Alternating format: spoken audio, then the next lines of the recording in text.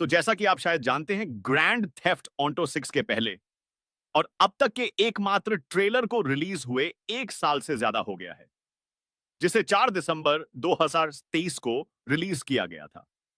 अब हम 2025 की शरद ऋतु में गेम के अपेक्षित लॉन्च से केवल कुछ महीने दूर हैं।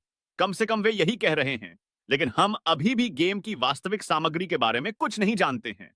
और उस मूल ट्रेलर ने हमें वास्तव में क्या बताया? यह एक ग्रैंड थेफ्ट ऑटो गेम है, जाहिर है। ये वाइस सिटी में सेट है और शायद वहां कुछ है, लीक, बातचीत और इस तरह की अन्य बातें हैं। लेकिन यह अभी भी काफी अजीब है, क्योंकि यह अब तक के सबसे बड़े गेम रिलीज में से एक होने जा रहा है और हम अभी भी इसके बारे में लगभग कुछ भी आधिकारिक नहीं जानते। गेम के इर्द गिर्द बहुत ज्यादा प्रचार के साथ लोग सुराग और अफवाहों और लीक और वास्तव में GTA 6 से जुड़ी किसी भी चीज के लिए इंटरनेट पर खोज कर रहे हैं, क्योंकि रॉकस्टार ने कुछ भी नहीं कहा है। एक फीमेल प्रोटैगनिस्ट या संभवतः 2 प्रोटैगनिस्ट, मूल रूप से यही है। कोई वास्तविक पूर्ण प्रश्न का उत्तर नहीं दिया गया है। ट्रेलर में जो कुछ भी हम देखते हैं, उससे बहुत कुछ अनुमान लगाया जा सकता है। गेम में संभवतः क्या हो सकता है, इसके बारे में बहुत सारे छोटे-छोटे सुराग हैं और हमने और कई अन्य लोगों ने इसका पता लगा लिया है। यहां प्रचार स्पष्ट रूप से बहुत वास्तविक है। लोग किसी भी जानकारी के लिए पागल हो रहे हैं जो उन्हें मिल सकती है। हम सभी इस समय ग्रैंड थेफ्ट ऑटो से संबंधित कुछ चाहते हैं और यहीं से आज के वीडियो का विषय आता है। वीडियो गेम समुदाय, प्रशंसक, गेम उद्योग में GTA के आकार का एक छेद है जिसे भरने की आवश्यकता है। बाजार में एक अंतर जिसका फायदा उठाया जा सकता है। आइए वास्तविकता पर आते हैं। इस प्रकार की चीजों के बारे में स्वस्थ संदेह के लिए बहुत जगह है। यह एक अज्ञात डेवलपर का एक अज्ञात गेम है जो खुद को GTA 6 जैसी ताकत से मुकाबला करने के लिए तैयार कर रहा है। एक ऐसा गेम जिसके बारे में अफवाह है कि इसका विकास बजट शायद सैकड़ों और सैकड़ों मिलियन डॉलर है।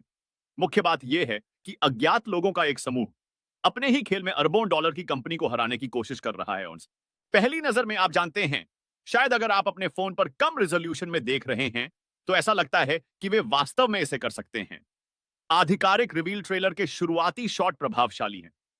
इस बात से इनकार नहीं किया जा सकता कि उन्होंने यहां लुक ऑन फील और स्केल को बेहतरीन तरीके से पेश किया है।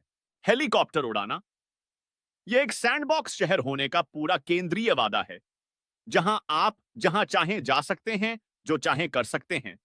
यहां पूरा होता हुआ प्रतीत होता है। ऐसी दुनिया में जहां GTA ने मूल रूप से ओपन वर्ल्ड क्राइम जॉनर की सारी हवा चूस ली है, गंभीरता से, अब वहां कुछ और नहीं है। बाकी सभी लोग तौलिया में फेंक दिए गए हैं और 2025 में भी कोशिश नहीं कर रहे हैं बस अब। इसलिए कुछ होना डरवाना पड़े थे। शानदार दुनियाएं जिन्हें आज सोया आप जानते हैं किसी न किसी तरह से ग्रैंड थेफ्ट ऑटो गेम के बराबर माना जाता है, लेकिन वे सीरीज या तो अब मौजूद नहीं है, पूरी तरह से खत्म हो चुकी हैं, शब्द या बदल गई हैं। वे अब अलग हैं। दुनिया को ग्रैंड थेफ्ट ऑटो के आप जानते हैं एक रस प्रभुत्व का सामना करने के लिए कुछ कुछ भी चाहिए, अगर केवल इसलिए कि हम हर दशक में एक से अधिक अपराध गेम पा सकें। इसलिए मैं समझता हूं कि कोई व्यक्ति इस ट्रेलर को देखकर क्यों उत्साहित होगा और संभावनाओं के बारे में सोचेगा। दुर्भाग्य से लाल झंडे बहुत जल्दी दिखाई देने लगते हैं और हमारा मतलब किसी बाहरी जानकारी से नहीं है, जैसा कि हम ट्रेलर के ठीक बीच में बात कर रहे हैं। आपको ड्रॉय 25 सेकंड का काफी आकर्षक दिखने वाला open world game play footage मिलता है, इससे पहले कि वे तीन सरल शब्दों के साथ पूरी चीज को रोक दें। देखो यार, मुझे पता है कि ये मेटा ह्यूमन एनपीसी मॉडल अच्छे दिखते हैं, लेकिन मुझे नहीं लगता कि कोई भी उन्हें उनकी शक्ल या उनकी अजीब और एआई आवाजों से किसी असली इंसान से भ्रमित करेगा। वे टिकटॉक की आवाजों की तरह लगते हैं और यह चैटबॉट की तरह है। इस ट्रेलर के बारे में बहुत कुछ ऐसा लगता है जो गुमराह करने वाला है, या गेमर्स क्या चाहते हैं, या ये सिर्फ ये नहीं समझता कि गेमर्स एक लक्षित दर्शक के रूप में क्या हैं।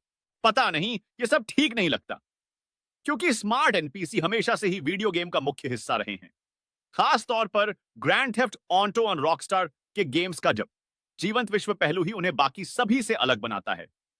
जिससे ओपन वर्ल्ड गेम्स बनते हैं, उनके गेम किसी भी अन्य चीज की तुलना में अधिक जीवंत, प्रतिक्रियाशील और सहज लगते हैं, और इसका एक बड़ा कारण उनकी जटिल एनपीसी स्क्रिप्टिंग है, जो उन्हें अधिकांश गेम्स की तुलना में अधिक जीवंत बनाती है। पता नहीं, ये सब ठीक नहीं लगता, क्योंकि स्मार्ट एनपीसी हमेशा से ही वीडियो गेम का मुख्य हिस्सा रहे हैं। खास तौर पर ग्रैंड थेफ्ट ऑटो और रॉकस्टार के गेम्स का जब जीवंत विश्व पहलू ही उन्हें बाकी सभी से अलग बनाता है। जिससे ओपन वर्ल्ड गेम्स बनते हैं, उनके गेम किसी भी अन्य चीज की तुलना में अधिक जीवंत, प्रतिक्रियाशील और सहज लगते हैं, और इसका एक बड़ा कारण उनकी जटिल एनपीसी स्क्रिप्टिंग है, जो उन्हें अधिकांश गेम्स की तुलना में अधिक जीवंत बनाती है।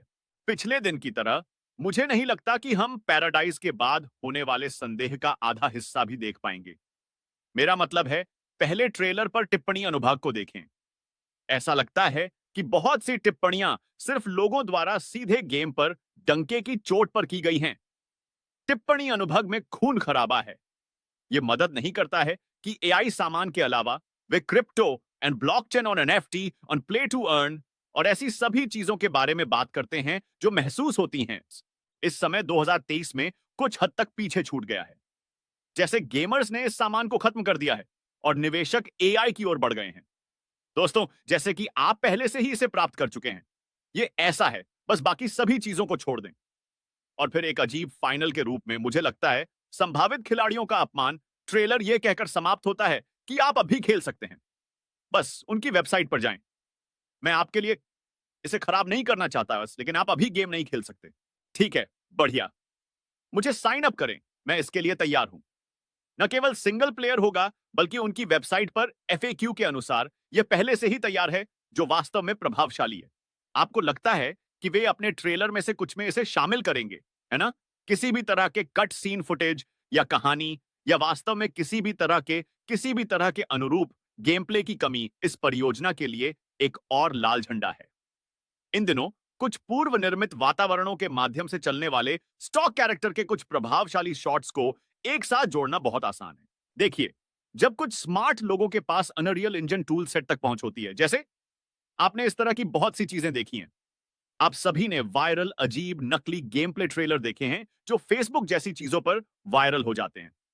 इसलिए जब हम ट्रेलर देखते हैं तो हम प्रक्रिया में वास्तविक डेवलपर्स के हाथ जैसे संकेत देखते हैं, जैसे कि सामान्य थर्ड पर्सन शूटिंग के बाहर अद्वितीय गेम प्ले तत्व जो बहुत अच्छी तरह से एक अनरियल प्री मेड टेम्पलेट, जैसे बिलई, वास्तविक कटसीन और हस्त निर्मित यूआई तत्व हो सकते हैं। कुछ ऐसा जो हमें बताए कि यह अमावस्या एक वास्तविक गेम है। इसका उल्लेख तक नहीं किया गया है, जबकि एपिक पेज लिस्टिंग गर्व से दावा करती है कि यह एक अर्ली एक्सेस गेम है और इसमें क्रिप्टो और एनएफटी शामिल हैं। देखिए, इसमें बहुत सारी मार्केटिंग बीएस है, लेकिन जो हमने पाया है उसके अनुसार इस चीज का वास्तविक गेम हिस्सा मुफ्त खेलने वाला है।